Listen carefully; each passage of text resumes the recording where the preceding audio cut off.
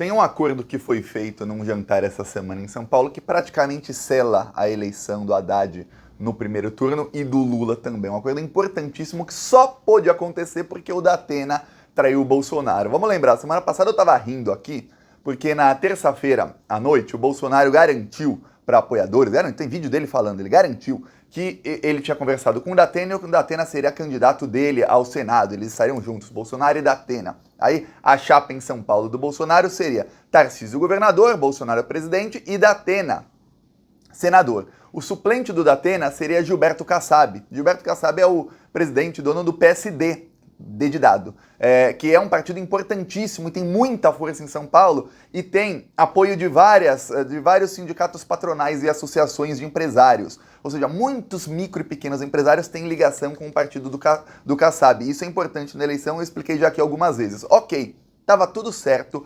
Essa tinha sido uma jogada de mestre do Tarcísio. O Bolsonaro não gosta do Kassab, o Kassab não gosta do Bolsonaro. Mas isso levaria o Datena para a chapa e o Datena puxaria muitos votos para o Bolsonaro e para o Tarcísio. Ok.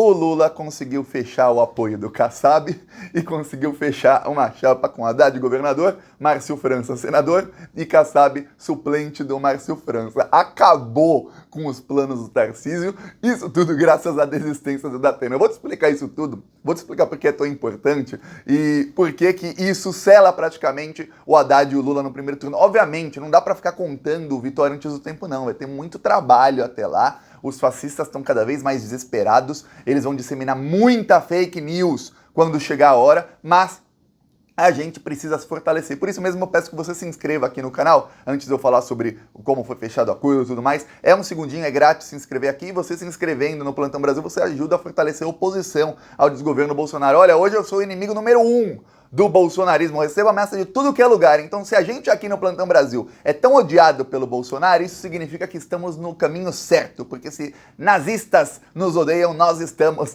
do lado certo da história. Por isso eu peço aí a sua inscrição. No primeiro comentário deixo também minhas outras redes sociais, é o comentário que fica fixado. Vai lá e aí você pode me seguir também nas outras redes. Vamos falar agora sobre esse acordo e tudo mais. Olha só o que melou pro Bolsonaro, bem melado. O Bolsonaro começou a brigar com o Tarcísio algumas semanas atrás. Não brigar de bater boca, pelo menos isso não vazou na mídia não. Mas brigar de fazer o seguinte, o Tarcísio parou de falar sobre o Bolsonaro nos eventos que ia, e o Bolsonaro foi a São Paulo e não ligou pro Tarcísio, ou seja, não fizeram agenda juntos, tudo mais. Tá praticamente se tornando, o Tarcísio não tá mais sendo candidato do bolsonarismo. O Bolsonaro também começou a tentar contato com o Rodrigo Garcia, que é o atual governador. Ele lança um candidato, faz toda a chapa, aí dá tudo errado, ele começa a falar com outro candidato. O Rodrigo Garcia, que traiu o Dória, era vice do Dória, se tornou governador. Na chapa seria Rodrigo Garcia candidato à reeleição como governador e Dória candidato a presidente no PSDB. O PSDB, acostumado a dar golpes de Estado, deu um golpe no Dória e ficou só o Rodrigo Garcia. E o PSDB ficou sem candidato à presidência. Ok, tá. Aí o Bolsonaro e o Tarcísio começaram a cada vez se separar mais e o Tarcísio costurou esse acordo aí com o Datena e com o Kassab. O Bolsonaro sabe que ele não podia abandonar o Datena e falar, Datena, você tem que estar na chapa de quem eu apoiar e eu não sei se eu vou apoiar o Tarcísio. Então o Bolsonaro teve que engolir a seco o Kassab, que ele não gosta, ele odeia o Kassab. Ok. Aí o que aconteceu? O plano era o seguinte. Tarcísio sendo eleito governador ou não, o Datena seria eleito senador facilmente. O Datena liderava todas as pesquisas, ia ser muito difícil. O que fazia com que o Márcio França não quisesse ser candidato ao Senado, em parte, era o fato dele ter que concorrer com o Datena. O Datena liderava as pesquisas assim, com muita folga para o segundo colocado, e o Datena ia puxar muito voto para o Tarcísio e muito voto para o Bolsonaro. Ok. O Datena deve ter visto pesquisas e falou, peraí, eu vou me queimar. Rejeição ao Bolsonaro é muito grande, hoje eu sou um apresentador, todo mundo gosta de mim. Tem gente que não, mas assim, as pessoas gostam do Datena, ninguém tem nada assim contra ele, não tem denúncia contra ele nem nada. Ele vai entrar numa campanha, a campanha vai ser pesadíssima, ele vai estar do lado de um neonazista que é o Bolsonaro, quer dizer, ruim para a imagem dele. Isso deve ter pesado para ele desistir. Com o Datena eleito, o que aconteceria era o seguinte, o Kassab seria o suplente dele ao Senado. E então, em 2024, daqui 2 anos, o Datena ia concorrer à Prefeitura de São Paulo. Aí ele ia deixar o Senado e o Kassab se tornaria senador, teria aí 6 anos de mandato de senador, enquanto o Datena fosse o prefeito de São Paulo, se tudo der certo e o Datena se elegesse. Eu falo, tem uma chance boa do Datena se eleger como prefeito de São Paulo se ele concorrer. Ok. Aí tinha alguns riscos. O primeiro era o risco do Datena não se eleger governador de São Paulo, o Kassab ficar sendo suplente é nada. O segundo era que eles iam lá juntos com o Bolsonaro, o Kassab não gosta do Bolsonaro, o Bolsonaro não gosta dele, tinha a chance do Tarcísio não se eleger porque o Haddad tá liderando as pesquisas e em segundo turno ele também lidera, tinha aquele problema. Aí o Datena desistiu. O Datena desistiu, o Kassab ficou assim, pô, peraí, e agora? Eu não vou ser suplente de Janaína Pascoal, de Carla Zambelli, aí não, melou o acordo completamente. Aí entra o Lula. Aí entra o Lula e falou, Márcio França, vamos jantar aqui. Aí eles jantam, o Lula falou, Márcio França, não tem mais o Datena. Você vai ter apoio meu, tenho 43% nas pesquisas em São Paulo, vai ter apoio do Haddad, que é o líder nas pesquisas em São Paulo, a chance de você ser eleito ao Senado é muito, mas é muito grande. Aí liga para o Kassab, o seguinte, o Márcio França tem uma chance muito grande de ser eleito senador. Ele vai começar a liderar as pesquisas a partir da próxima. Com o apoio do Lula, ele cresce. Ele tem uma chance muito grande. Você pode ser suplente no Márcio França. E tem uma coisa. O seu acordo com o Datena, você se tornaria senador só em 2024. Aqui não. O Márcio França sendo eleito e eu sendo eleito presidente, eu nomeio o Márcio França ministro e você se torna senador imediatamente. Você está garantido 8 anos aí de mandato de senador, porque o Lula vai ficar 8 anos e o Márcio França vai ser ministro do Lula, e vai ser um excelente ministro do Lula. Aí o Kassab fala, peraí, boa, deu certo. Ok, então para anunciar aí na semana que vem, claro, tem muita negociação que entra nisso, tudo, então para anunciar aí na semana que vem, essa chapa com Haddad governador, Márcio França senador, e o Kassab como suplente do Márcio França. E ainda não sabe quem vai ser o vice do Haddad. Estavam falando que seria o Juliano Medeiros do PSOL, mas o PSOL quer a vice do Haddad, quer que seja o vice do Haddad, mas não sabem quem vai ser. E o PSOL também quer que o PT apoie o Boulos para 2024. O Lula já deu ok para isso. O Boulos, prefeito de São Paulo 2024, com apoio do Lula, com Haddad governador. Vai ficar boa em São Paulo, vai ficar muito boa a coisa. Imagina isso, Boulos prefeito, Haddad governador, Lula presidente, tá excelente.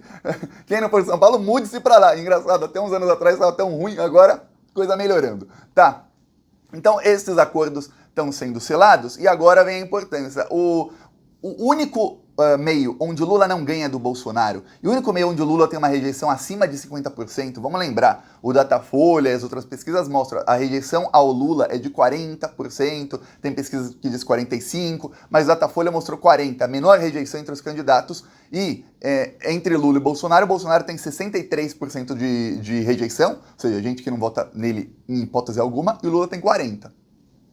Aí o Datafolha também mostra onde é maior a rejeição ao Lula. Aí fala, entre homens, 45%, que ainda é bem menor que a rejeição do Bolsonaro. Aí fala, entre pessoas que ganham mais de 10 salários mínimos, 41%. Aí tem lá as porcentagens que, mesmo assim, são bem abaixo da rejeição ao Bolsonaro. O único meio onde o Lula tem uma rejeição acima de 50%, uma rejeição de 60 e tantos %, é entre empresários. Aí entra o Kassab. Por quê? Porque o Kassab e o partido dele têm contato com várias associações, principalmente de micro e pequenos empresários. E vamos lembrar, no Brasil quem gera 85% dos empregos são micro e pequenos empresários. E o discurso do Lula não chega a eles. O Lula já tentou de tudo, o Lula fala de dar dinheiro para as pessoas mais pobres, dar dinheiro assim, colocar comida na mesa das pessoas mais pobres, de fazer girar a roda da economia, tudo mais. Ele fala, olha, a gente precisa...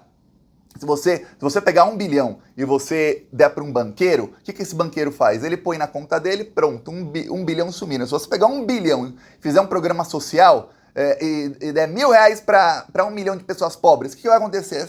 Essas pessoas vão gastar esses R$1.000, vão lá no mercado, vão lá não sei o quê, aí o mercado vai contratar mais gente, o restaurante da esquina ali vai contratar mais gente, o barzinho vai contratar mais gente, o cinema também vai começar a ter mais gente, ou seja, a vida do micro e do pequeno empresário dos bairros, principalmente os mais pobres, vai melhorando pouco a pouco quando você faz o dinheiro circular entre as pessoas. Isso o Lula fala desde antes dele ser presidente, e isso ele fez no governo dele, tanto é que saiu com 87% de aprovação. Só que esse discurso não chega no empresário.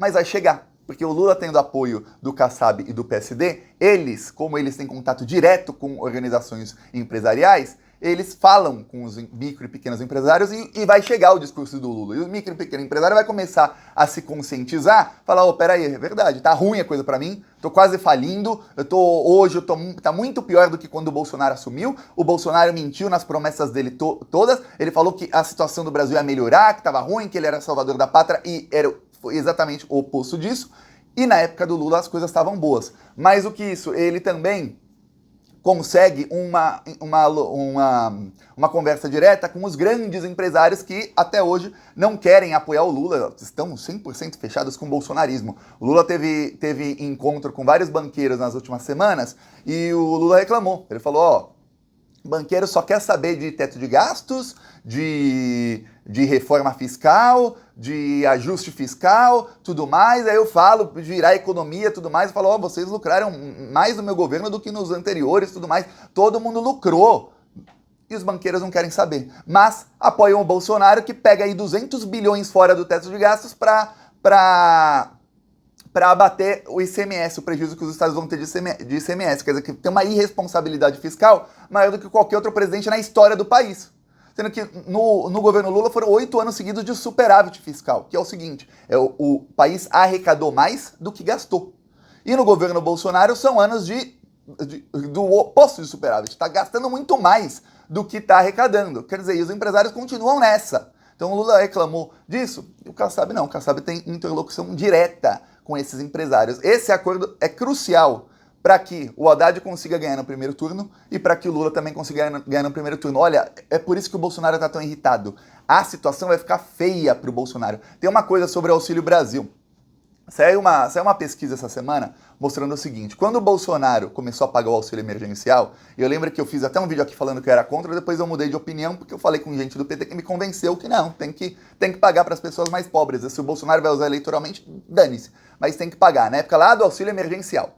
Ok, quando o Bolsonaro começou a pagar os R$600, e tinha gente que ganhava 1.200, o Bolsonaro demorou 5 meses de pagamento para conseguir aumentar a sua popularidade. Então, 5 meses, começou a pagar, foi passando, depois de 5 meses começou a ter, fora da margem de erro, uma melhora na popularidade do Bolsonaro, e foi justo aí quando o Bolsonaro teve pela primeira vez e única vez durante todo o seu governo, não foi única porque no começo do governo tinha, mas foi quando ele teve uma aprovação maior do que rejeição. Foi só no final de 2020, 5, 6 meses depois dele começar a pagar o auxílio emergencial. Ou seja, agora, hoje, tudo está custando o dobro, o triplo de 2020. A gasolina agora baixou em alguns estados, está a R$6. Ainda é mais do que em 2020, ainda é mais do que um ano atrás. Então, se demora os mesmos 5 meses, e agora ele não está pagando 600 e 1.200 para 60 milhões de brasileiros, não. É bem menos gente que recebe o Bolsa Família.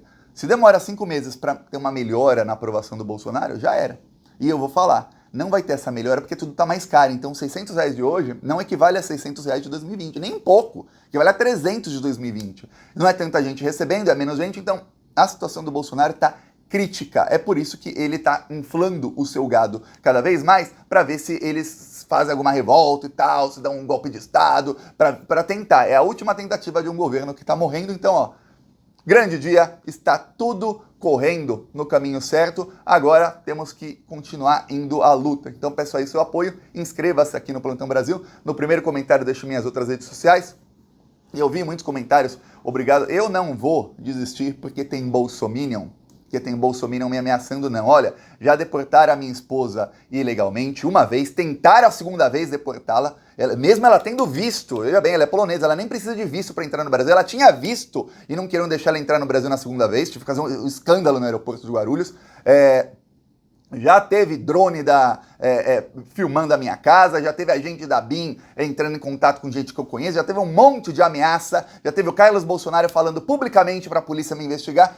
E a gente aqui no Plantão Brasil não parou, então não pense que vão ameaçar mais e tudo mais. Isso é o mimimi dos perdedores. Nós sairemos vencedores dessa. Falou.